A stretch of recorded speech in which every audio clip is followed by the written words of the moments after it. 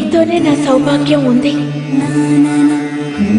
నేను పూర్వజన్మలో చేసుకున్న సుకృతం వల్ల ఈరోజు మిమ్మల్ని భర్తగా పొంది నేను మీ భార్యనయ్యాను.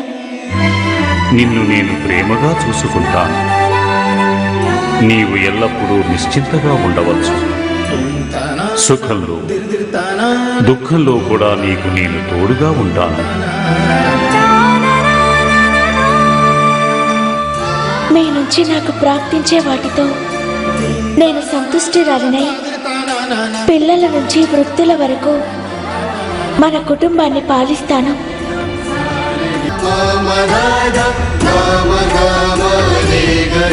సదా నీ అవసరాలన్నింటినీ నేను తీరుస్తాను పార్వతి.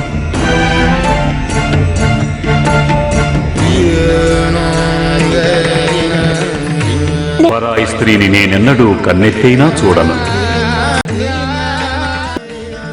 మనసా వాచా కర్మణ త్రికరణ శుద్ధిగా మీకు సేవ చేస్తాను.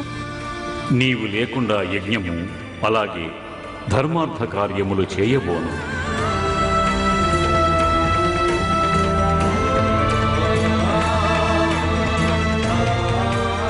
ఎల్లవేళలా నేను నీతోనే ఉంటాను పార్వతి.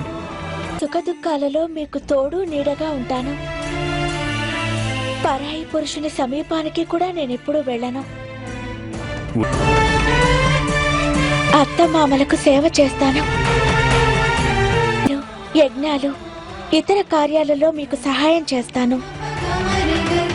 ధర్మము అర్థము కామ సంబంధిత కార్యాలలో మీ సమ్మతిని అనుసరించి వ్యవహరిస్తాను. ఇక్కడున్న వారందరి సాక్షిగా మీరే నా భర్త. నేను నా సర్వస్వాన్ని మనస్ఫూర్తిగా మీకు అర్పిస్తున్నాను.